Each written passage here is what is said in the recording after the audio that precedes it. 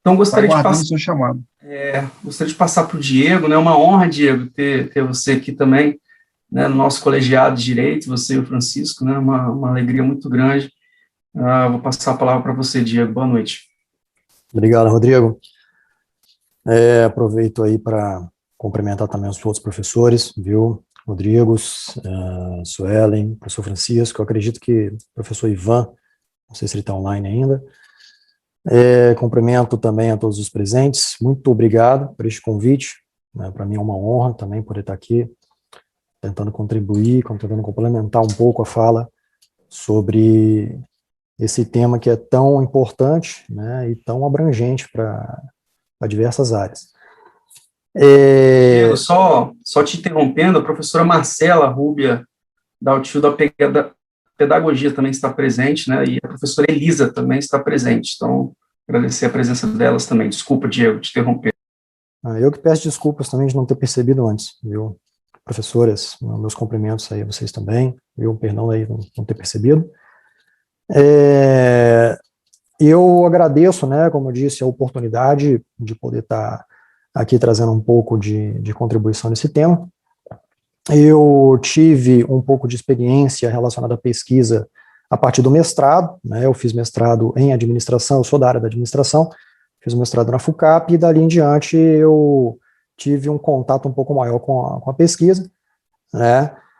E eu gostaria de complementar um pouco, dentro das possibilidades, né? Depois de uma fala tão fenomenal aí dos professores, do professor Rodrigo, da professora Sueli, no seguinte aspecto: como é importante, né, se buscar e se interessar pelo tema da publicação em artigos, na seguinte perspectiva: se caso o aluno tenha uma perspectiva, um interesse relacionado à academia, isso é inquestionável, não é? O interesse pela academia, ele já está entrelaçado aí com esse interesse relacionado de carreira.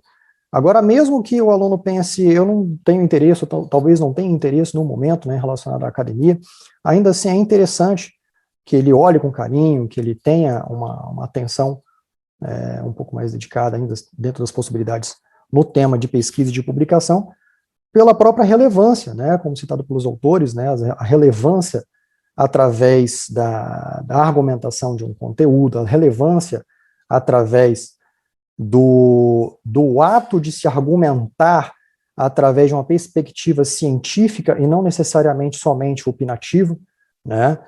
É lógico que essa importância cada vez mais, ela tem mais relevância quanto maior for o grau, né, de exigência da revista, quanto maior for o grau de categorização dela, maior será esse rigor científico, e essa reflexão é muito importante, né, para os alunos que pensam em seguir, como eu disse, tanto a carreira acadêmica quanto a carreira profissional. A importância sobre isso, ela vai desde você poder deixar o teu conteúdo já registrado, você, por exemplo, se isentar da possibilidade de plágio, uma vez que você já tenha o teu conteúdo já registrado em alguma revista. Isso abre as possibilidades, muitas vezes, quando você publica alguma revista, isso abre possibilidade, muitas vezes, de você ganhar maior respaldo na comunidade científica, de conhecer outros pares que estejam argumentando também sobre o assunto, né?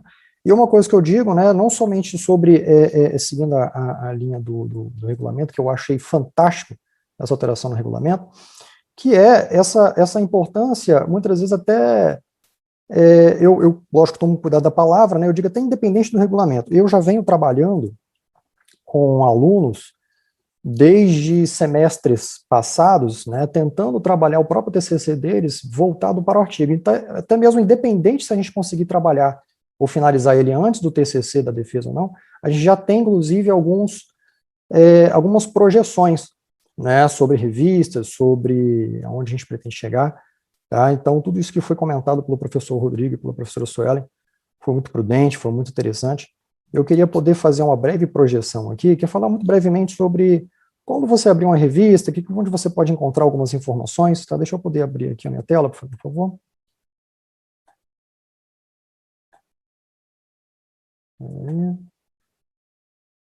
Aqui vocês conseguem enxergar a minha tela?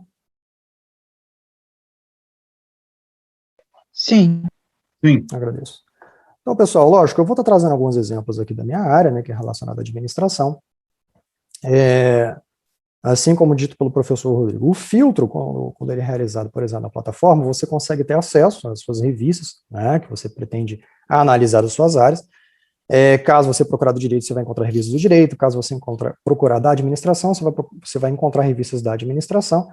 E cada uma, né, de acordo com a categorização desejada, seja lá 2, seja lá 1. Né? Curiosamente falando, no Brasil, nós não temos nenhuma revista A1 da área da administração. Né? O grau máximo que nós temos hoje é a revista A2, a revista de maior impacto hoje é a revista da FGV, tá? A revista de administração de empresas. Há planejamento por parte da própria FGV, como também há planejamento por parte da revista BBR, que é daqui de Vitória, uma revista de grande impacto aqui da nossa instituição, a FUCAP. Ela vinha caminhando como B1, agora recentemente ela já está categorizada como A2, né, vocês conseguem ver no próprio site da revista. E o que é interessante, né, quando definida uma revista, acho que um dos passos interessantes é vocês poderem explorar aquilo que cabe a ser de interesse de vocês. Logicamente, eu estou falando aqui dos casos de administração, que é mais, eu estou mais ambientado, mas cabe, logicamente, a cada um que se interessar por suas áreas, procurar, logicamente, a revista que te interessar, e muitas das vezes o layout ele é muito parecido, tá? Aqui a gente tem, por exemplo, aqui no site da própria BBR, a gente tem informações sobre a revista, a gente tem, por exemplo, aqui a informação sobre submissões, ou seja, eu desejo submeter algum artigo para essa revista, então no próprio site da revista, como dito pela professora Suela, você vai encontrar as informações que vão te trazer aí as diretrizes para você poder formatar o teu trabalho, qual o mínimo desejado daquela revista em termos de conteúdo, em termos de metodologia, em termos de formatação, para que você possa buscar fazer a sua submissão. E eu acho que também foi muito bem falado, é o ato de você poder conhecer a sua revista. Né? Eu achei muito interessante a fala do professor Rodrigo, que ele comentou, às vezes esse processo acaba sendo depois, tá? E realmente o processo ele pode acabar sendo realmente depois, acabar sendo antes. Eu acho que isso depende muito do momento também ao qual os pesquisadores estão passando. Concordo muito com a fala aí dita.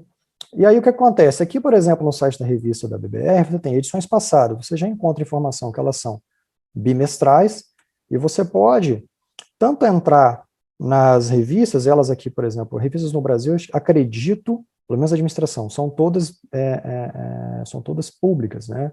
As revistas, algumas revistas internacionais, é preciso pagar o artigo, né? Aí muitas vezes você acaba tendo a possibilidade de poder ter acesso de uma base de dados, poder ter acesso a esses artigos, né? Ou você tem a opção de poder aí pagar para ter o acesso do artigo, né? Alguns artigos podem ter até um custo um pouco alto, né? Alguns artigos podem variar e o preço é de $35, $40 para você poder ter acesso ao artigo.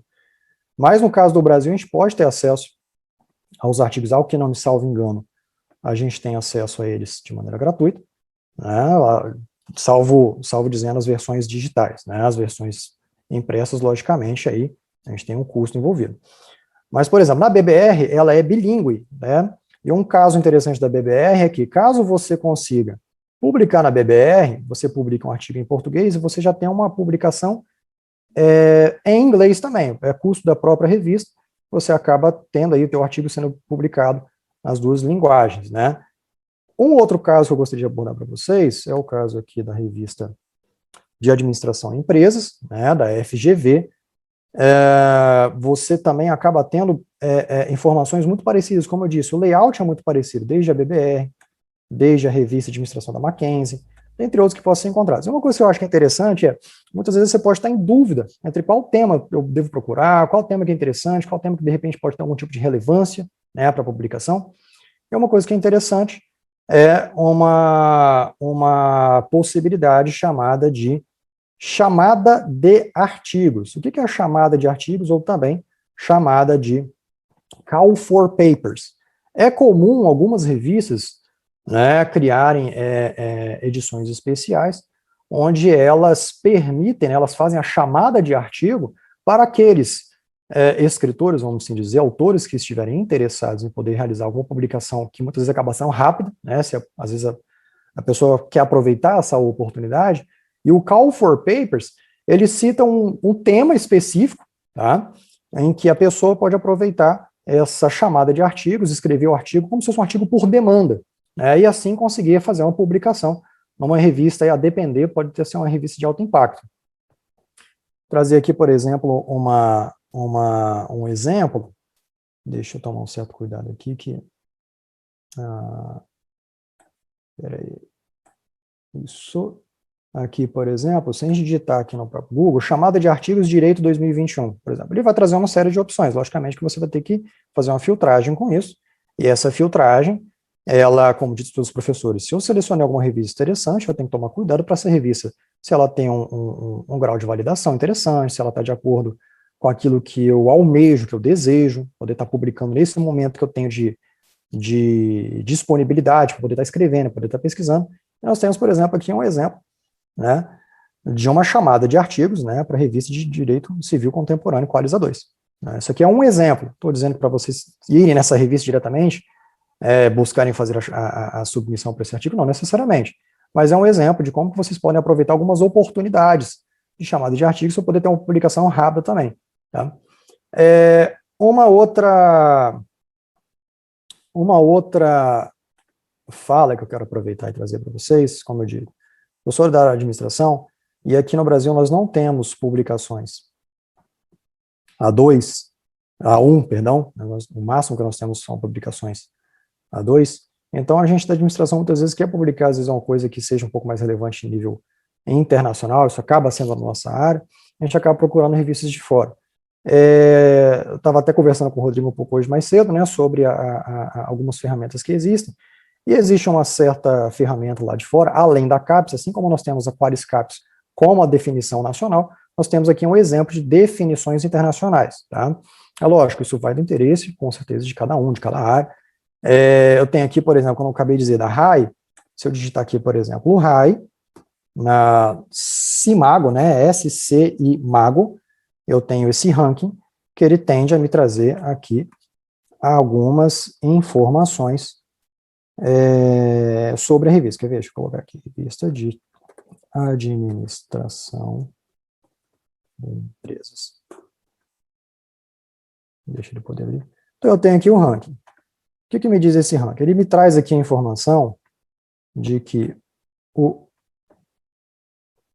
index dela é 13. O que isso significa? Toda revista internacionalmente conhecida que tiver um índice maior do que 24, ela é considerada A1. Como é que esse índice ele é calculado? Através do índice de citações e da relevância de citações que essa revista tem. Então, ele calcula todos os gráficos de citação da revista, dos autores, e a relevância, estatisticamente falando, desses indicadores, para poder chegar aí no H-index, tá? Então, às vezes você pode estar não interessado, né, em alguma revista do direito, por exemplo, internacionalmente falando, pela própria diferenciação, né, de um país para o outro, mas às vezes vocês podem ter algum tipo de interesse em trazer algum argumento de alguma outra área, de algum outro autor que seja relevante, e uma maneira que vocês possam ter de poder oferir isso, tá, é a análise da plataforma SCIMAGO. Uma outra análise, espera aí, aqui, vocês conseguem ver na tela, uma outra análise que pode ser utilizada, pessoal, é a análise do Google Acadêmico. Tá? Logicamente, o Google Acadêmico ele acaba tendo uma perspectiva mais voltada para a pesquisa de artigos. Logicamente, é importante que nós tenhamos cuidado também com o Google Acadêmico, porque ele não separa necessariamente ele não faz a separação com filtro de revistas. É importante que você selecione a revista, para depois você averiguar qual é a categoria daquela revista que você está selecionando no Google Acadêmico. Mas uma coisa interessante eu achei um artigo muito interessante de um determinado autor, e eu gostaria de entender mais sobre aquele autor. Uma maneira é você procurar o Lattes, como dito pelo professor Rodrigo. Uma outra maneira de você ter sobre entender o histórico de publicações de determinado autor é você digitar o nome desse autor aqui no Google Acadêmico, tá? Ele funciona também como plataforma, e o David Matsumoto, por exemplo, que é um autor da psicologia, ele traz aqui todo o histórico de publicações e de citações do autor. Então, por exemplo, eu tenho um artigo publicado na RAI, eu tenho, humildemente falando, 3 citações, né? Eu tenho algum número de envios, mas o David Matsumoto, ele tem um artigo de 2018 que ele já tem quase 15 mil citações. Então, o cara tem uma relevância muito forte, né? Ele é uma autoridade sobre o assunto. Então, saber utilizar, pessoal, esse crivo, ele é uma ferramenta muito importante para você trazer o quê? Você trazer relevância naquilo que você está escrevendo e relevância naquilo que você está utilizando.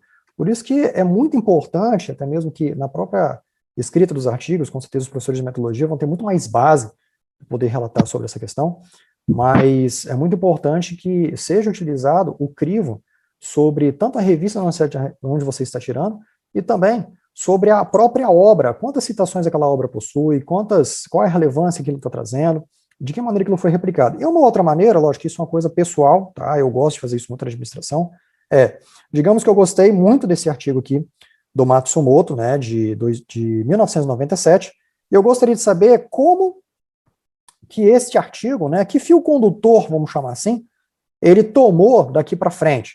Então, o Google Acadêmico, ele me fornece uma opção, uma ferramenta que eu posso clicar aqui, citado por 600 pessoas. Esse artigo especificamente, ele foi citado por 600 pessoas.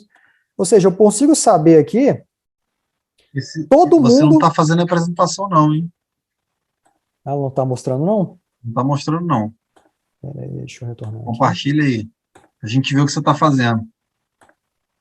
E agora? Agora sim. Ah, tá. Então deixa eu voltar aqui. Eu estava falando do Matsumoto. Eu acho que vocês viram aqui a categoria dele, né? Mas o que acontece? Eu quero falar especificamente sobre esse artigo aqui. Se eu clicar, eu vou encontrar o artigo. Mas eu quero saber depois quem mais falou sobre esse assunto depois. De 1997 até 2021. O que foi publicado sobre esse assunto? Para que eu possa ter o quê? Um fio condutor histórico de quem citou especificamente esse cara, tá? Até mesmo para saber, foi alguém de relevância também, tá? Porque isso é muito importante que a gente tenha em mente, que é o quê?